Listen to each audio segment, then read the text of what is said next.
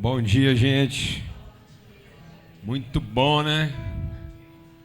Graças a Deus. Mais uma semana começando. Tempo de fé, de renovar a esperança, convicção. A gente sempre gosta de lembrar aqui que isso aqui não é uma extensão de uma semana mal terminada.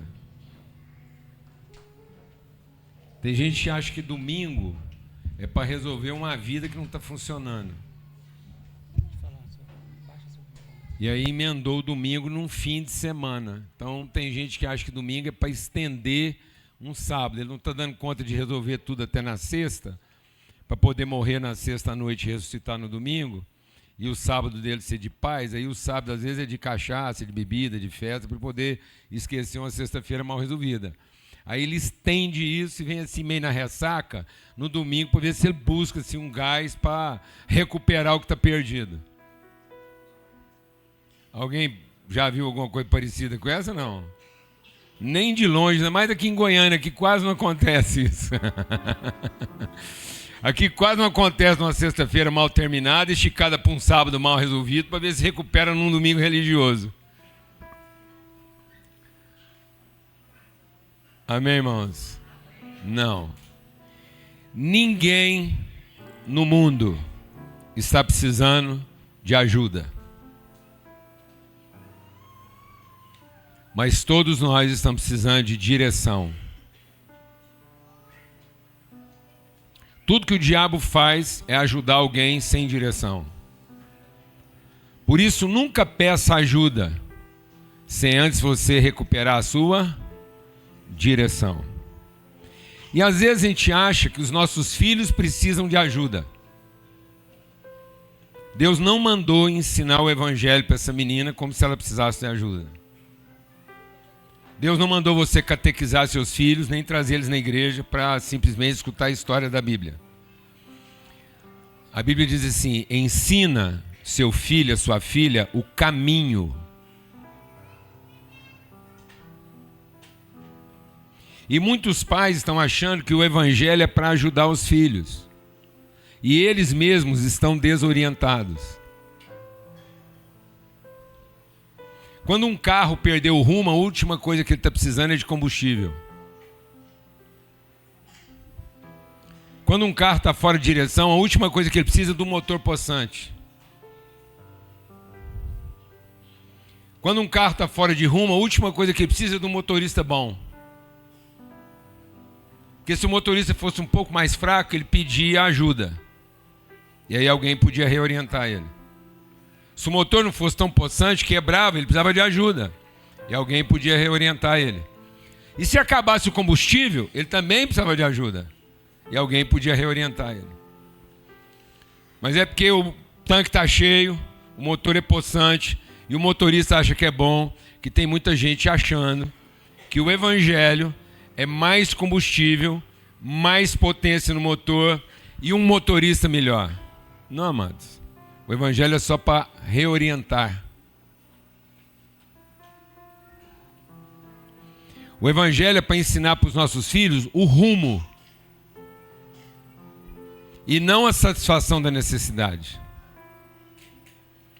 As necessidades de quem está orientado e de quem está desorientado são as mesmas. E a forma de satisfazer essas necessidades são as mesmas. Mas às vezes é preferível não satisfazer a necessidade de quem está o quê? Desorientado. Amém? Então nós estamos aqui hoje para buscar o quê? Orientação. Para ensinar nossos filhos o rumo. E para ensinar nossos filhos o rumo, nós temos que ficar à frente. Às vezes atrás, quando eles estão começando a desviar, mas principalmente à frente, para eles olharem para nós e falar assim: o rumo é esse. Glória a Deus. E aí eu queria ler um texto com vocês, que está lá em Mateus 18. Diz assim, desculpa, é Mateus 18 mesmo.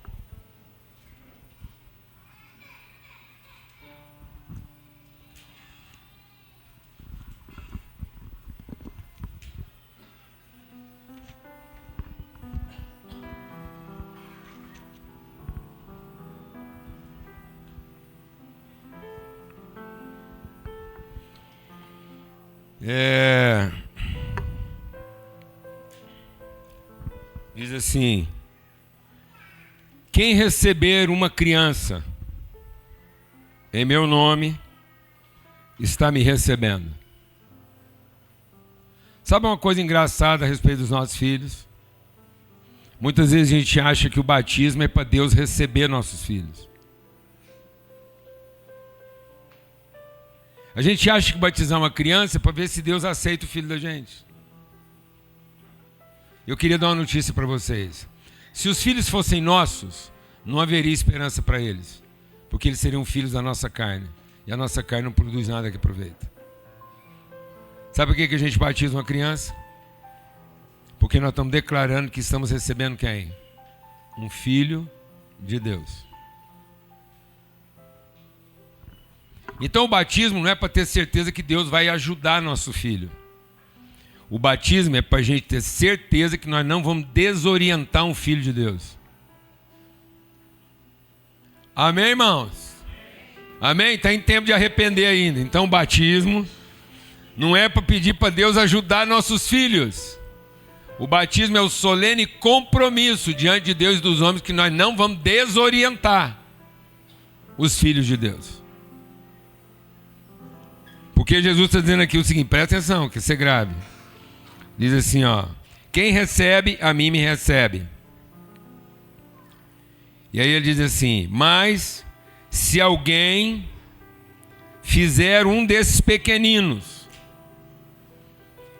que creem em mim. Sabe uma coisa sobre a Melissa? Ela conhece mais a Deus do que qualquer um de nós.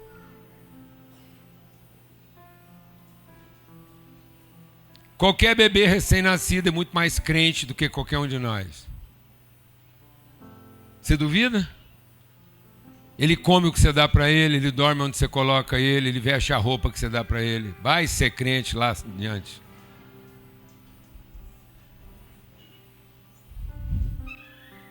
Se você der veneno para ele, ele come. Ou seja, não come, você dá uma cheiradinha antes. Menino não tem direito nem de cheirar. Só tem que crer. Então todo filho nasce crente. Tem gente que fala assim: ah, meu filho não é crente. Alguém estragou ele, porque ele nasceu crente. Amém, irmãos? E aí ele está dizendo assim: esses meninos que creem em mim. Então se alguém desviar, está dizendo aqui, ó, melhor era colocar uma pedra grande no pescoço dessa pessoa e lançá-lo no mar para que ele fosse afogado. Alguém já viu uma pedra de moinho, não? Uma pedra de moinho é mais ou menos do tamanho de uma roda de caminhão. Jesus estava dizendo que é para não ter erro. Amém, amados? Nós estamos aqui hoje assumindo um solene compromisso, que nós não vamos desviar o caminho da Melissa. Eu queria chamar os pais da Melissa aqui, a Melissa, os padrinhos, as madrinhas, está todo mundo aqui. Amém? E a Melissa. Louva a Deus porque a Melissa trouxe todo mundo no culto hoje. Amém? Espero que você continue assim, Melissa, que ninguém te desvie, que você continue trazendo esse povo para estar junto com Deus, estar na comunhão dos santos aqui. Amém, amado? Glória a Deus. Amém? É isso. Vamos lá. Todo mundo. Ah, Melissa. Melissa, seu nome é evangelista. Aquela que proclama boas novas e as pessoas creem. Padrinho e madrinha é uma tarefa árdua, dá tempo de arrepender. Porque padrinho e madrinha é o solene compromisso de ser intrometido. Quando os pais convidam um padrinho ou madrinha, eles estão dando uma autorização, uma procuração pública de que vocês são as pessoas mais autorizadas a repreendê-los, a intervir na educação da Melissa, se porventura vocês acharem que em alguma coisa ela está sendo desviada do seu propósito. Padrinho não é para ajudar, dar presente. Essas coisas, até passarinho vai trazer para a Melissa. Se a Melissa precisar for de comida, passarinho traz. Amém? Não, aqui é o solene compromisso de que nós não vamos desviar essa menina do seu propósito. É uma responsabilidade muito grande, Melissa. Amém? Olha aqui. Põe a mão aqui para você não assustar tanto. Olha aí. Pronto. Não é bom? Melissa, nós te batizamos em nome do Pai, do Filho e do Espírito Santo de Deus. Seu nome é proclamação, Melissa. É anunciação. A palavra, o testemunho que sair da sua boca, da sua vida, vai ser irrecusável. Que o Senhor te guarde de todo mal. Que ninguém desvie você do seu caminho, nem do seu propósito. Mas que você siga firme, em nome de Cristo Jesus, naquilo para que o Senhor te designou desde a eternidade. No nome de Cristo Jesus. Pai, muito obrigado por esse tempo de família, de comunhão, de testemunho. Fortalece a todos nós na plena comunhão da família dos santos, para que os nossos filhos possam ser ensinados a respeito do caminho, para que eles possam ser ensinados não a respeito das suas necessidades, nem das suas competências, mas que os nossos filhos sejam ensinados a respeito do seu propósito.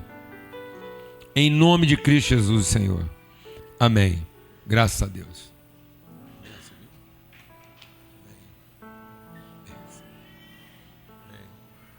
Pega um pouquinho que eu quero tirar uma foto com ela, você é doido? Deixa eu cumprimentar primeiro aqui. Maravilha. Benção, viu, mãe? Firmeza aí. Segura aqui só um pouquinho, claro. Na hora. Quem tirou uma foto?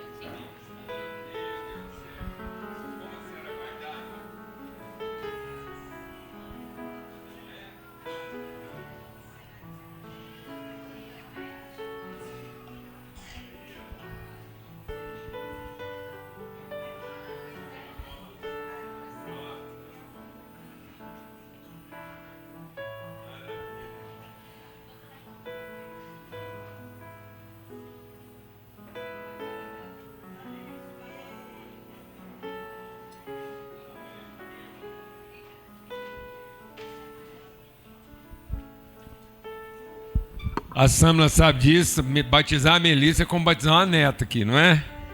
Graças a Deus. Essa menina passou lá pela cozinha de casa quando ela era só ovo e farinha para ser misturada ainda, tá bom? Não era nem massa de pão de queijo ainda.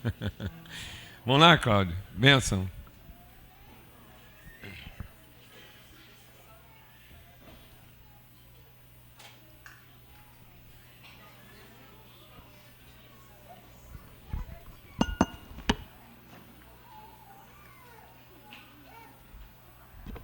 Ela estava gostando tanto do batismo, começou a chorar depois que terminou, tá vendo?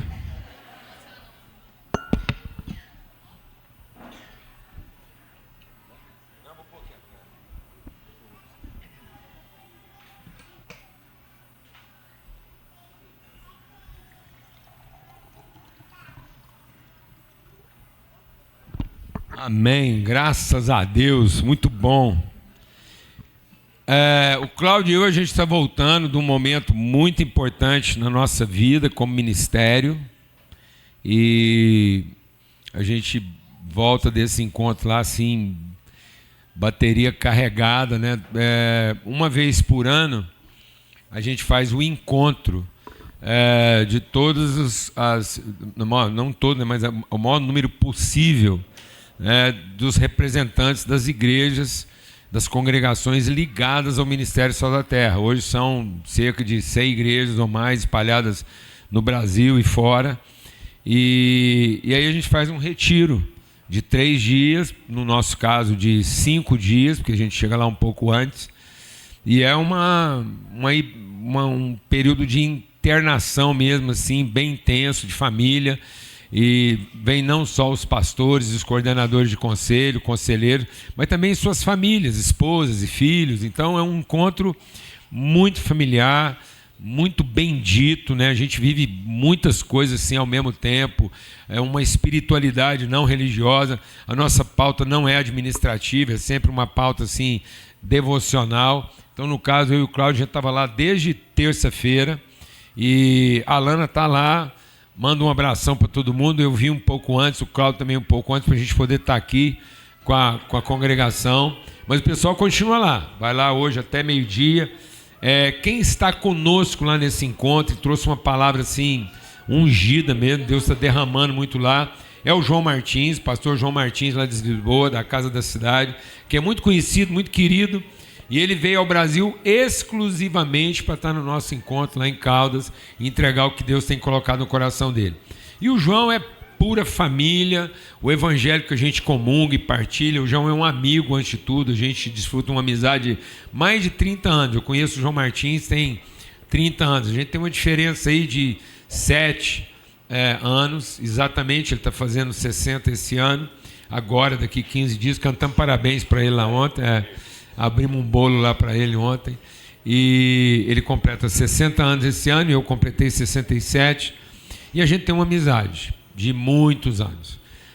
E sempre que a gente se encontra, nosso encontro com o João é resgatar, avivar, lembrar, renovar o nosso entendimento da natureza, da identidade, do caráter e da vocação da igreja, que é ser família de Deus. Amado, se você não vê a congregação a qual você participa como a sua família espiritual, ore, fala com Deus e busca a revelação. Porque você participar de um lugar como esse, de forma institucional, devocional, litúrgica, vai te fazer mais mal do que bem. Participar de uma igreja apenas para resolver suas demandas humanas, familiares, sem gerar vínculos relacionais, afetivos, vai te fazer mais mal do que bem. Porque você vai evocar sobre a sua vida ainda muito mais pressão espiritual, sem estar com as suas cordas devidamente amarradas. E aí, cada vez que você busca uma orientação espiritual, você recebe uma bênção, você aumenta, é como eu falei, você colocou combustível no tanque, você aumentou a potência do motor, você qualificou o motorista. Então agora o risco de você sofrer um acidente grave era maior. Era preferível você estar cavalgando numa mula manca. Então às vezes você quer seu problema resolvido, você quer a sua saúde melhorada, e muita gente vem aqui para melhorar a saúde, para resolver um negócio, para ganhar força. Mas se essa relação não reorientar você a respeito do qual é o verdadeiro propósito da vida, você está aumentando a sua chance de um acidente ainda mais grave. A próxima batida pode ser PT. O próximo desastre pode ser de uma vez por todas. Então não peça soluções para a sua vida se você não reencontrou o seu lugar afetivo, o seu lugar relacional, os vínculos que vão segurar você nas tensões que o que está dando certo provoca.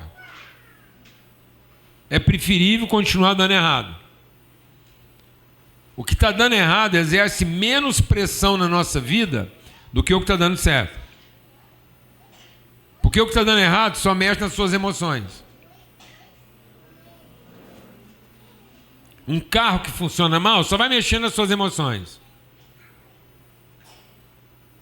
Falta de dinheiro só vai mexer nas suas emoções.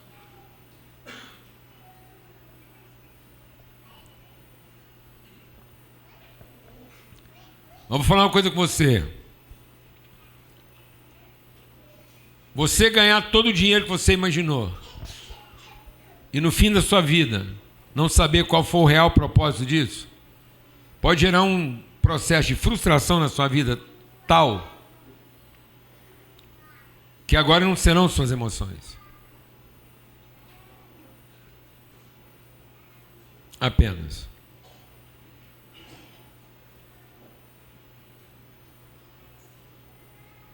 Amém. Uma coisa é se passar uma raiva, outra coisa é você desistir da vida porque não encontrou nela o seu propósito.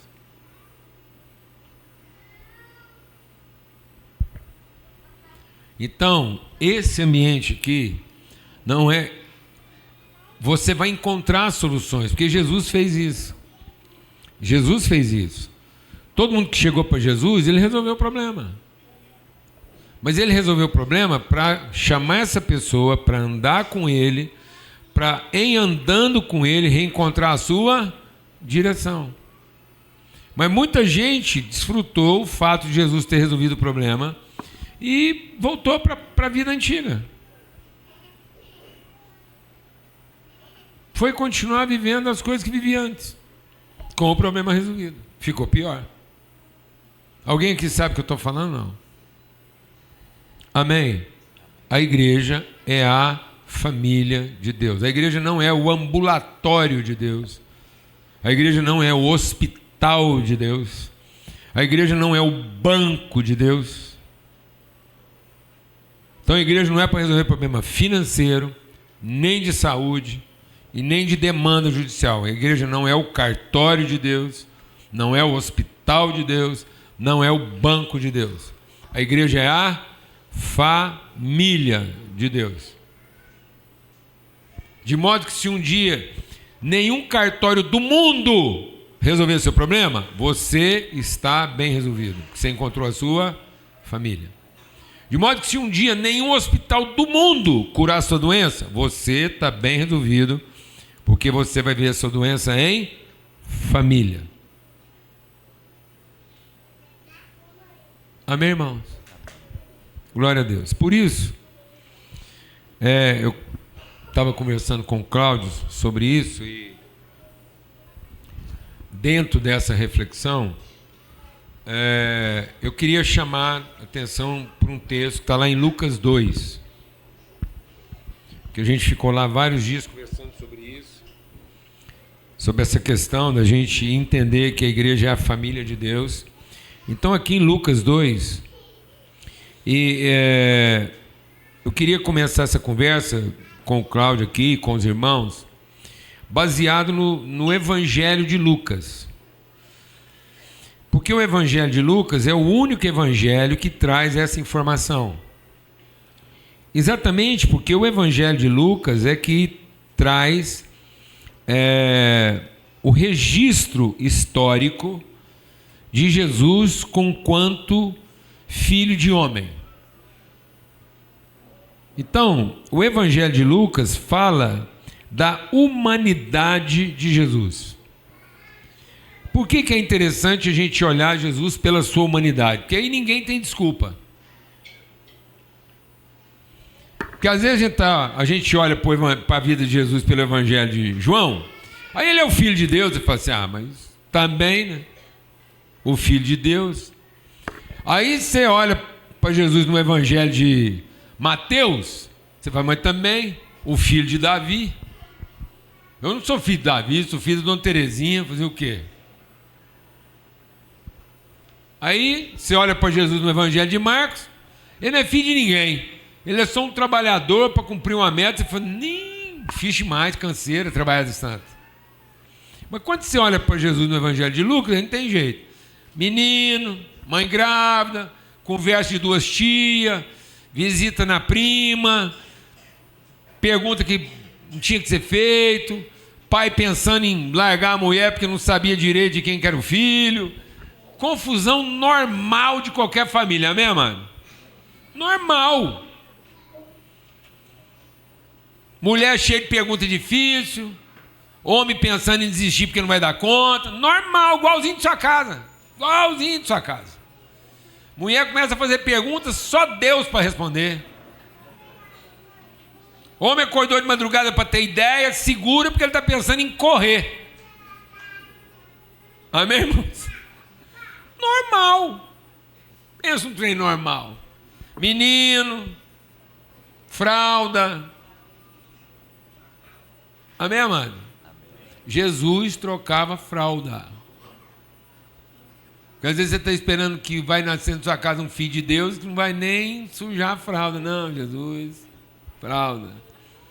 Esconder no Egito, pedir ajuda, ameaça de morte. Às vezes você está achando que seu filho nasceu, precisa de um diagnóstico. Não, Jesus antes de nascer já tinha um diagnóstico de morte. Jesus já nasceu com uma doença mortal que ia matar ele com 33 anos de idade. Bom para você ou não? Sossegou? Vou repetir, porque às vezes foi muito rápido. O Filho de Deus, nascido entre nós como homem, já nasceu com um diagnóstico de uma enfermidade tão grave, que é a enfermidade que está matando tudo quanto é ser humano. Ele já nasceu com o diagnóstico que aos 33 anos de idade ele ia morrer. E não ia ter como escapar. Glória a Deus, irmão. Tá doido, rapaz. Então, nesse processo todo, diz assim, que Jesus, lá no capítulo 2 de Lucas, ele foi levado ao templo. E ele foi levado ao templo pelos pais quando ele tinha 8 dias de vida. Depois, Jesus de novo foi levado e esquecido no templo, quando ele tinha 12 anos de idade. E depois no Evangelho de Lucas, no capítulo 19, Jesus vai ao templo. Então, no Evangelho de Lucas, Jesus vai ao templo 3 vezes. Está registrado que ele foi ao templo 3 vezes. Quando ele tinha 8 dias, quando ele tinha 12 anos e quando ele tinha 30 e tal anos. Amém, amados? Amém. Uma vez ele foi levado como um bebê, da outra vez ele foi levado e esquecido, porque ele já era um jovem, e depois ele foi por conta própria. E aí, o que Jesus fala e revela a respeito do templo? Quando ele foi levado aos 8 dias, e aqui está, ele foi levado para cumprir uma promessa. Eram os pais, como aconteceu aqui hoje com a Melissa, é os pais lembrando eles mesmos que aquele menino é um menino que tem um propósito. Ele é um enviado de Deus na nossa vida. Se você não fizer isso com seus filhos, não adianta você trazer ele no templo. Não apresente o templo para os seus filhos, mas apresente o templo para os filhos de Deus. Porque se você apresentar o templo para os seus filhos, ele vai vir aqui encontrar Deus. Se você apresentar o templo para os filhos de Deus, ele vai vir encontrar o Pai. Não queira que seus filhos encontrem Deus, se Deus não for o seu Pai. Vou repetir devagar. Não apresente o templo para os seus filhos. Apresente seus filhos como filhos de Deus no templo do Pai, para que seus filhos possam encontrar o Pai, e não para que eles possam venerar Deus. Porque se você apresentar seus filhos no templo de Deus, não vai ter limite de sacrifício que eles vão ter que fazer para agradar quem? Deus. Aí você não apresentou para os seus filhos um propósito, você apresentou para os seus filhos uma devoção. Você não tornou seus filhos filhos de Deus, você tornou seus filhos idólatras. Então apresente propósito para os seus filhos e não idolatria. Amém, irmãos? Então ele foi lá, sendo levado ao 8º dia, muito provavelmente para ser circuncidado. Para quê? Para mostrar que ele era filho de uma promessa. Seu filho, sua filha não nasceu de um desejo. Sua filha nasceu de uma promessa.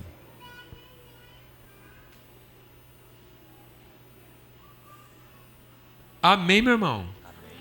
Amém, meu irmão? Seus filhos não nasceram de uma transa ruim. Seus filhos não nasceram de um acidente. Seus filhos não nasceram de uma noitada. Seus filhos não nasceram de um casamento mal feito. Seus filhos não nasceram de um casamento bem feito. Seus filhos, se são filhos de Deus, nasceram de uma promessa. E é assim que eles têm que ser introduzidos, para quando eles forem jovens, eles ajudarem os pais a lembrar qual foi a promessa. Porque aí pode ser que quando eles já forem jovens, você mesmo se esqueça de qual era a promessa. Vou falar devagar. Se você não deixar claro para você mesmo que seus filhos são filhos de uma promessa, pode ser que quando eles se tornem adultos, você mesmo se esqueça de qual é a promessa. E aí há um risco de você esquecer ele no templo. Porque o templo virou seu hábito de idolatria e não seu compromisso com a promessa. Alguém aqui está entendendo o que eu estou falando? Não. E aí a gente vai criando um hábito de trazer os meninos para a igreja, como se eles fossem nossos filhos para Deus abençoar. E não como quem está cumprindo uma promessa, um pacto. E aí corre o risco de depois esses meninos com 12 anos, como geralmente acontece, os pais querem imprimir na vida deles um hábito religioso, mas os pais mesmo vêm cá para esquecer eles no templo. Larga aqui para alguém tomar conta. Sim ou não, mano? E aí Jesus agora vai ter que ajudar os pais a lembrar qual é a promessa. Que os pais mesmo batizaram ele na promessa. E aí Jesus diz assim, aí é o texto que eu quero ler. Jesus diz assim, ó, capítulo 2. Quando completou 12 anos, subiu, como era de costume, como era de costume. Tá vendo como é que muitas vezes o tempo pode virar na nossa vida só um costume. Tem gente que está acostumada a vir na igreja e trazer os meninos na igreja achando que vai estar resolvido. E começa a esquecer qual era a promessa. Qual era o pacto, qual era o vínculo. E aí ele diz assim, terminada a festa, voltaram seus pais para casa, o menino Jesus ficou em Jerusalém. E os pais nem se aperceberam. Sabe por que eles não perceberam? A tia crente deve estar cuidando dele. A avó crente vai estar orando por ele. O líder dos adolescentes vai estar cuidando dele. O pastor que ele gosta vai estar cuidando dele. Então é só largar ele lá, como de costume, e nem precisa preocupar onde é que ele ficou. Porque alguém vai cuidar dele, ué. Tem crente demais nessa família para cuidar dele. Foi isso que aconteceu. Sabe com quem aconteceu isso? Para você não ficar assim, iludido. Sabe não? Com a Maria.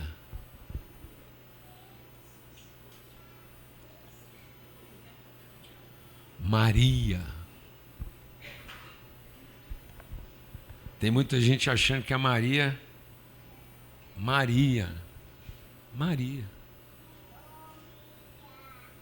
Amém, irmãos? Sabe por quem aconteceu isso? São José.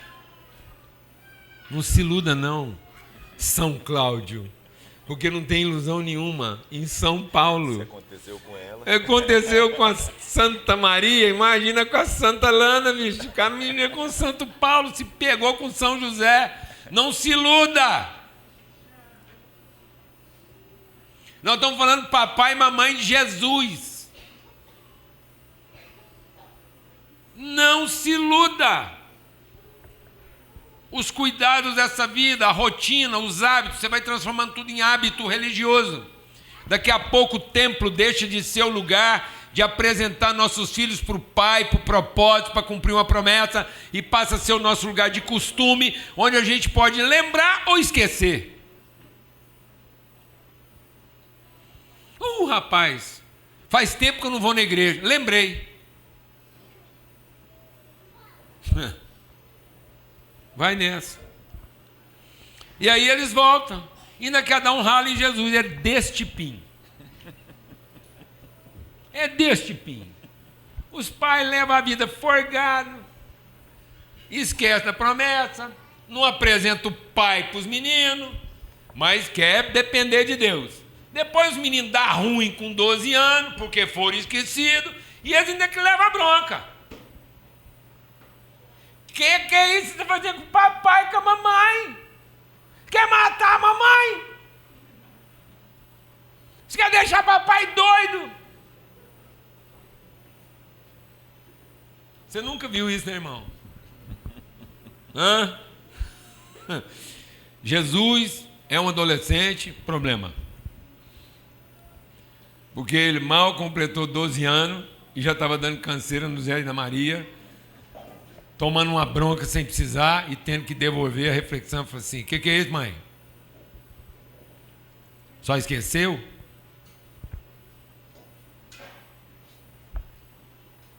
Amém, irmão? Amém. O texto aqui, né? Só para. Ué, Por que você fez isso com a gente? A gente estava aflito. eu já estava aflito. O que mais acontece? Chega aqui tudo apavorado. Pastor, esse menino está acabando com nós. Não, vocês que acabaram com ele até ele fazer 12 anos, fazendo ele esquecer do que é. Fazendo eles pensar que era filho de quem? Da carne. Trazendo eles ao tempo como era de costume. Apresentando Deus sem apresentar o Pai. Aí Jesus vai lembrar, fala: não, gente, explicar, isso aqui é a casa do meu Pai, e eu estou aqui para cuidar dos negócios do meu Pai. Depois em Lucas, no capítulo 19, lá em Lucas no capítulo 19, Jesus vai voltar no templo. E aí ele vai voltar no templo para arrebentar com o templo. E dizer: sabe qual é o problema de vocês? O templo ficou sendo o lugar da sua distração, e agora o templo se tornou o lugar da sua corrupção.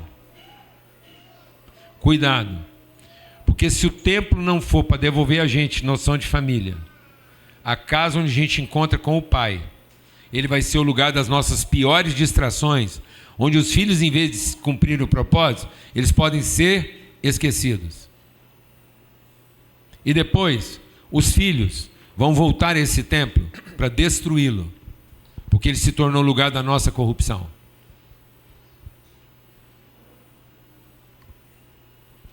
Uma coisa que não tem nada a ver com o propósito do Pai. E aí Jesus volta agora como filho do Pai para dizer para os seus irmãos: sabe o que aconteceu? Vocês transformaram o templo em negócio, em comércio. E aí Jesus diz: o templo a igreja, é o lugar dos negócios do meu Pai. E o que ele chama de negócio do meu Pai? O que são os negócios do Pai? Deixa o Espírito de Deus ministrar o seu coração, porque o que mais tem nessa paróquia aqui é homem e mulher de negócio. Então você vai entender bem o que eu estou falando. A primeira vez que é usado um verbo para falar de trabalho a respeito de Deus, até então, lá em Gênesis, Deus é apresentado como Deus. E como Deus, ele não precisou trabalhar. Ele ordenou: haja, haja, haja, haja.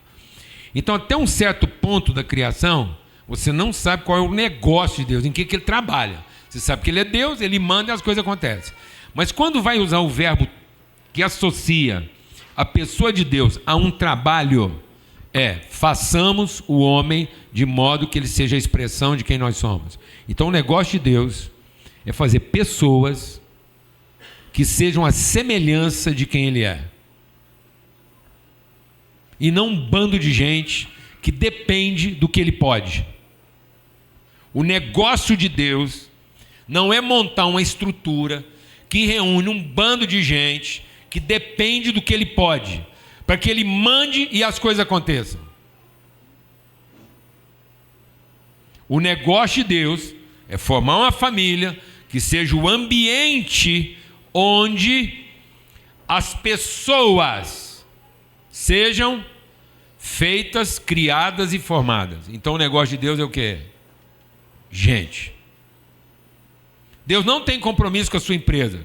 Se a sua empresa não for um negócio de formar gente. Deus não tem compromisso nem com o seu casamento. Se o seu casamento não for um negócio de formar gente.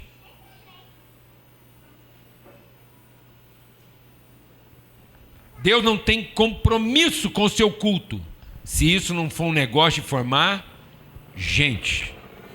E Deus forma gente fazendo, criando e formando. E aí você entende por que Jesus foi no templo 3 vezes. Porque na primeira vez é o Deus falou que vai fazer. Então a primeira vez é para definir identidade. Então a primeira coisa que eu preciso saber de uma pessoa é a sua identidade. Quem está fazendo? A partir de quem a pessoa foi feita. Então quando José leva Jesus no templo, é para ele mesmo lembrar de quem Jesus foi feito, por quem Jesus foi feito. Porque se você não lembrar isso a respeito dos seus filhos, você vai confundir eles.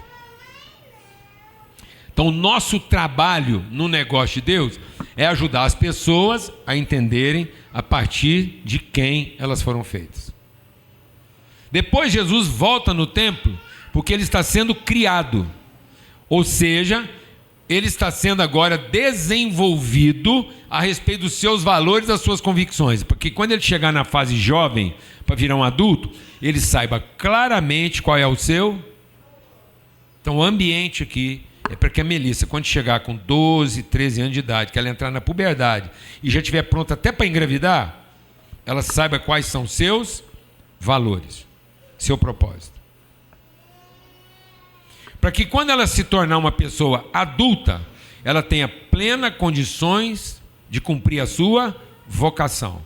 Então Deus usa um verbo, façamos, identidade. Criou, natureza, propósito. Formou, vocação. Então esse ambiente é para que nós sejamos formados segundo a nossa vocação, para que nós possamos cumprir o nosso propósito que foi estabelecido quando Deus nos fez. Então, quando Deus fez seu filho, ele já fez segundo um propósito. Até os 12 anos de idade, esse menino, essa menina vai ser ensinado qual é a direção da vida dele, para que ele possa cumprir o seu propósito. E o propósito dele é cuidar dos negócios do seu pai. E aí, uma vez que ele está habilitado a cuidar desse negócio, ele vai entrar na fase adulta para desenvolver, para formar, para desenvolver a sua vocação no cumprimento do seu propósito. Para quando ele terminar a vida dele, jovem ou velho, ele tenha cumprido o seu propósito. Para que não haja a menor chance de um filho de Deus ser frustrado no seu propósito. E para que ele não tenha nenhuma ansiedade a respeito do seu futuro, porque ele foi feito e criado e depois ele encontrou um ambiente para ser formado segundo o seu propósito, de acordo com a promessa. Por isso que a palavra de Deus diz que Deus continua trabalhando. Mas Deus não está trabalhando naquilo que ele já ordenou. Deus não está trabalhando para manter as árvores, Deus não está trabalhando para manter a chuva, os rios. Não, isso ele já ordenou. Isso agora está funcionando automático. Então, em que Deus trabalha até hoje?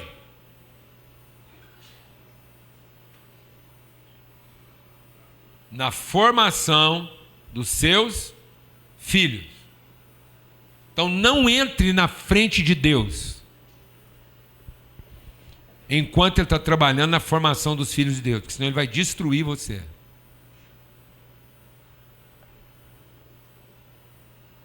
E você acha que eu estou brincando? Quando o povo estava escravo do Egito, o que é escravo do Egito? O povo de Deus trabalhando fora do seu propósito. E o que é um povo de Deus trabalhando fora do seu propósito? É um povo trabalhando para comer, morar, vestir e dormir. Não interessa o tamanho da casa, não interessa a grife da roupa, não interessa a receita da comida. Quando um ser humano começa a trabalhar só para comer, vestir e morar, ele está trabalhando fora do seu propósito. Porque ele se tornou um escravo. Aí Deus levantou Moisés, falou assim para Moisés: Moisés, você vai lá e fala assim para o faraó. E presta atenção, Moisés, presta atenção. Moisés, eu vou te dar todo o poder para você operar todos os milagres. Você vai chegar na frente do faraó e vai operar todos os milagres. Mas eu mesmo, presta atenção, eu mesmo vou garantir que o faraó não vai se converter. Então para que Deus está operando milagre? Só para o faraó não ter desculpa. E depois de você operar todos os milagres e o faraó não converter, você fala assim para ele: você mexeu com o Filho de Deus. E para que você entenda que você mexeu com o Filho de Deus, eu vou matar seu filho.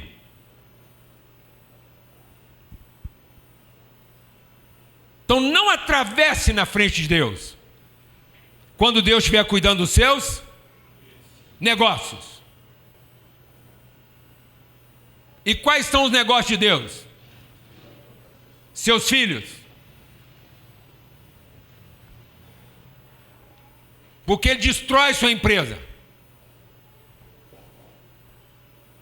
Ele destrói sua religião. Ele destrói seus templos. Ele destrói seu casamento. Se alguma coisa entrar na frente do quê? Dos negócios dele, que são seus filhos. Então não se iluda, achando que Deus está abençoando seus negócios para você cuidar dos seus filhos. Mas seja iluminado para entender que você foi chamado para cuidar dos negócios de Deus. E sabe o que são os negócios de Deus? Os filhos dele que ele entregou para você. E se alguma coisa atrapalhar isso, Deus vem e destrói. Amém, irmãos? Aleluia. Posso ilustrar o que você está trazendo aqui? Eu até me excedi aqui, que eu estou tão assim... Eu vou te fazer um desafiador. Convite. Para ilustrar o que o Paulo Júnior traz de maneira... como é que eu posso dizer? Não é de maneira teórica, mas de maneira subjetiva. Exatamente. Vou trazer um exemplo aqui. Se você quiser, inclusive, puder abrir em João, no capítulo 4, Evangelho de João, capítulo 4, nós vamos encontrar aquele episódio que é muito conhecido.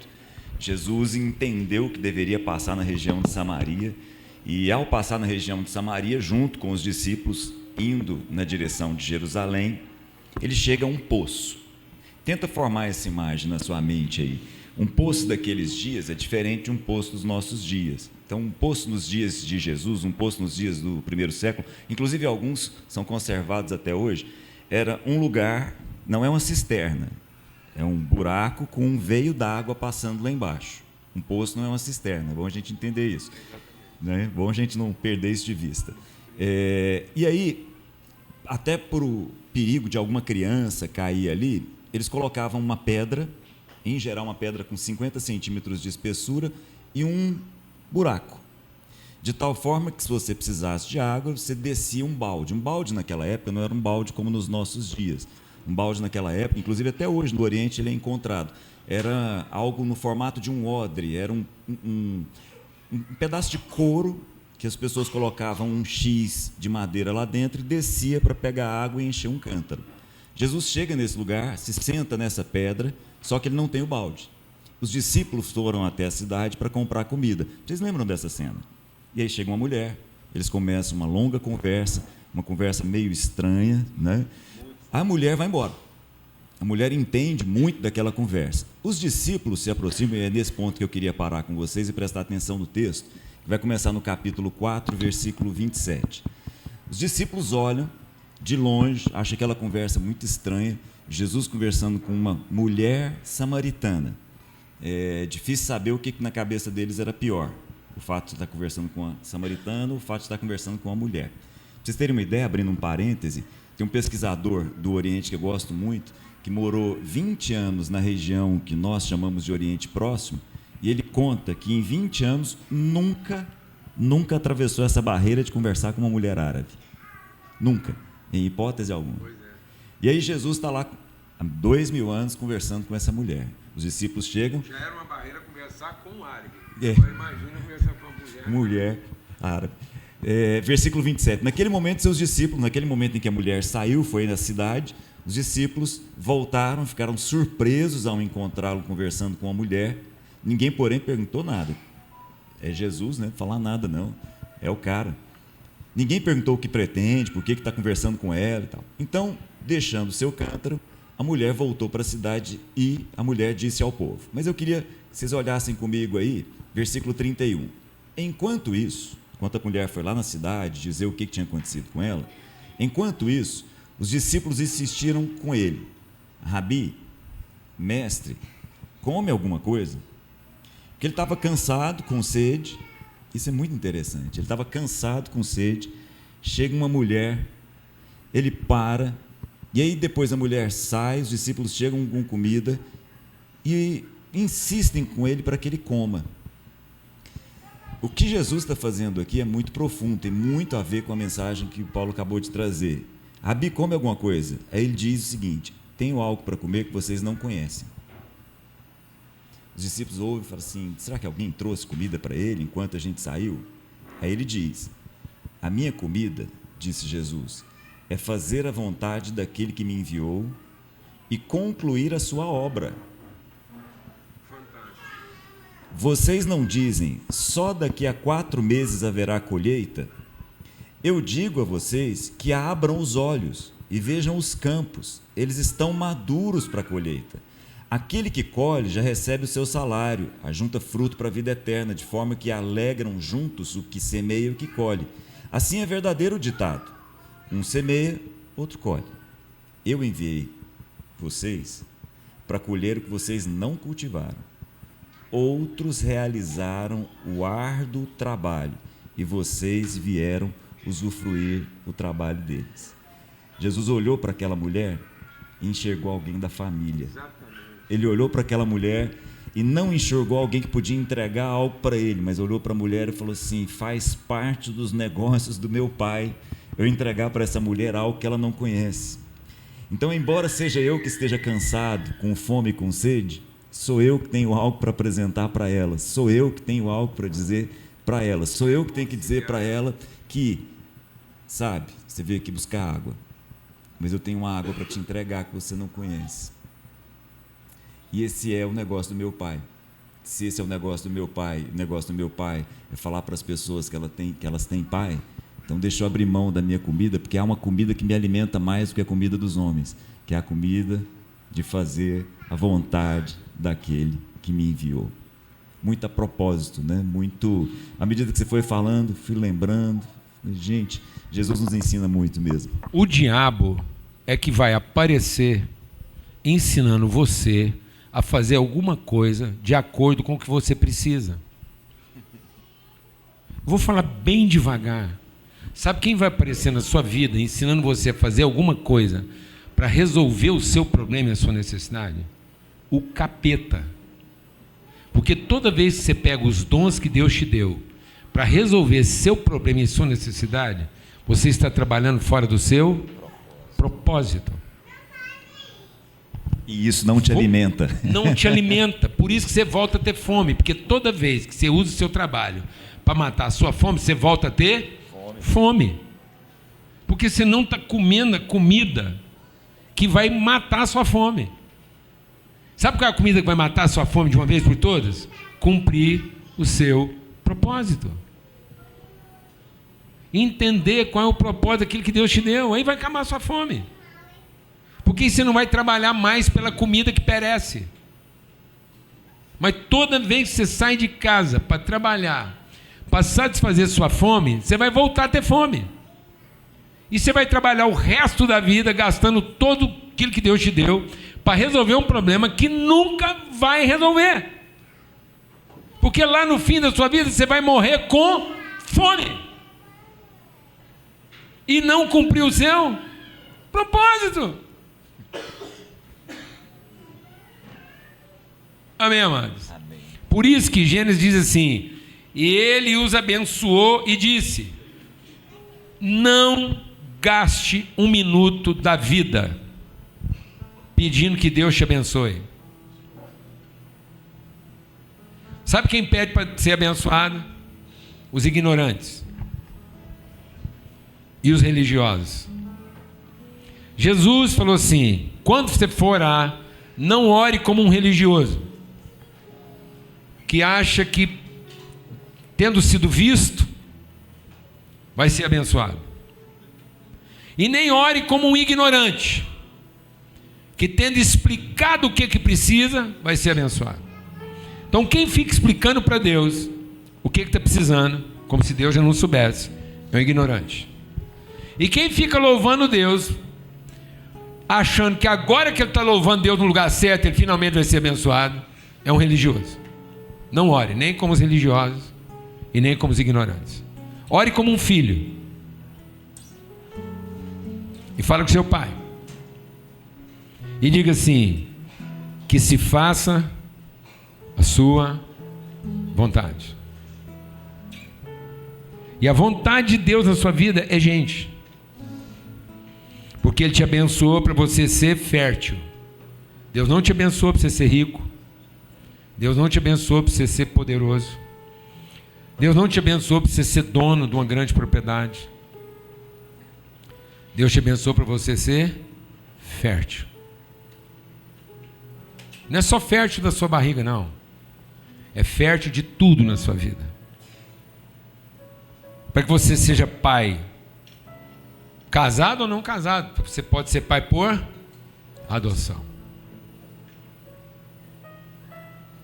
Toda mulher foi abençoada por Deus para gerar o quê? Filhos e filhas. Todo homem foi abençoado por Deus para gerar o quê? Filhos e filhas. Amém, irmãos? É para isso que Deus já te abençoou. Mas se você estiver usando a bênção de Deus fora desse propósito, então isso se tornou maldição.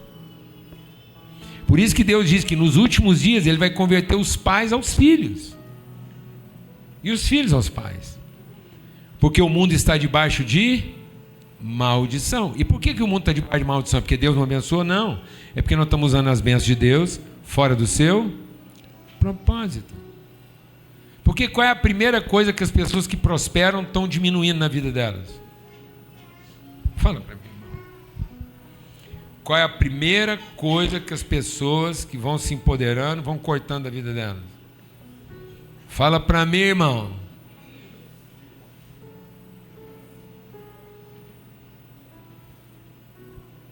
Não tem condição.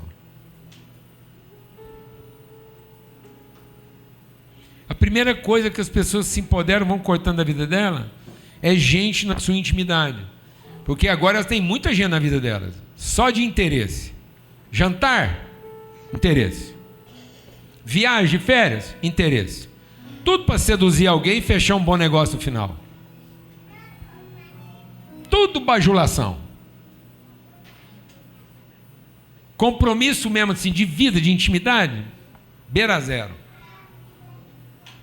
Vinho bom, fechar um negócio. Cardápio bom, fechar um negócio. Atrair alguém, trazer essa pessoa para dentro da vida da gente e através dele alcançar os nossos interesses, mas não cumprir um propósito. Glória a Deus, amados.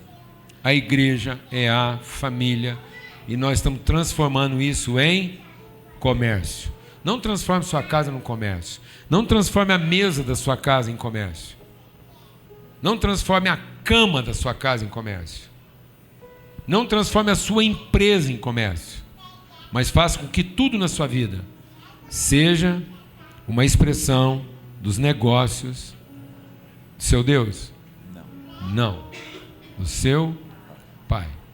Não peça que Deus abençoe seus negócios. Peça que seu pai oriente seus negócios. Porque é um negócio que está sendo orientado pelo pai. Você não precisa pedir para ele abençoar, porque ele já foi abençoado para cumprir o seu propósito. Se você anda pedindo para Deus abençoar o negócio, porque você está achando que o negócio não está abençoado, é porque provavelmente já faz muito tempo que isso não é um negócio do pai. Passou a ser um negócio do seu Deus e não do seu pai. Amém, irmãos? Amém. Glória a Deus. Amém? Amém. Vamos orar sobre isso? Bora. Você ora por nós? Amém. Quer ficar em pé? Por favor. Até para mudar um pouco a posição aí. Baixe sua cabeça, feche seus olhos. Feche seus olhos para o aqui e abra os seus olhos para o eterno. Deus amado, muito obrigado por esse tempo de reflexão a respeito de quem nós somos. Não é outra a reflexão aqui. A reflexão aqui não é a respeito de quem o Senhor é, mas a respeito de quem nós somos no Senhor. Nós somos família do Senhor. A absoluta família do Senhor. Que nada, Pai, que nada, nem as nossas distrações, nem as nossas questões internas, nem as nossas aflições, nem o inferno, que absolutamente nada tire de nós a consciência e a convicção de que nós somos família do Senhor e que os negócios do Senhor envolvem essa família e só essa família. Em nome de Jesus, batiza-nos, ó Pai, com a compreensão de que a cada dia que passa, esse é também o nosso negócio. E nós nos alimentamos de fazer essa tua vontade. Isso faz sentido para nós. Isso coloca nas nossas vidas rumo, orientação, direção. Em nome de Jesus, Pai, ensina-nos que nós nos alimentamos dessa comida, a comida de fazer a tua vontade, a comida de nos envolvermos com os negócios do nosso Pai, que envolve sempre gente, que envolve sempre família, que envolve sempre muitos e muitos filhos. Em nome de Jesus. Amém. Graças a Deus, e nesse som, essa novidade hoje na Michelle aqui, a Michelle está dando uma novidade de gaita aqui, coisa mais linda. Então que o amor de Deus, o Pai, a graça do Filho e a comunhão do Espírito Santo, isso é tudo. Esse é o negócio do Pai, o amor do Pai, a graça de ser filho, para poder viver na comunhão da família. Que seja isso que acompanhe você em todos os lugares. Para você ser fértil, você multiplicar gente para todo lugar que você for. Amém? Nesse espírito, tem uma boa semana aí. Vamos, não precisa sair com pressa não, precisa ir ouvindo essa coisa maravilhosa da Michelle aqui agora.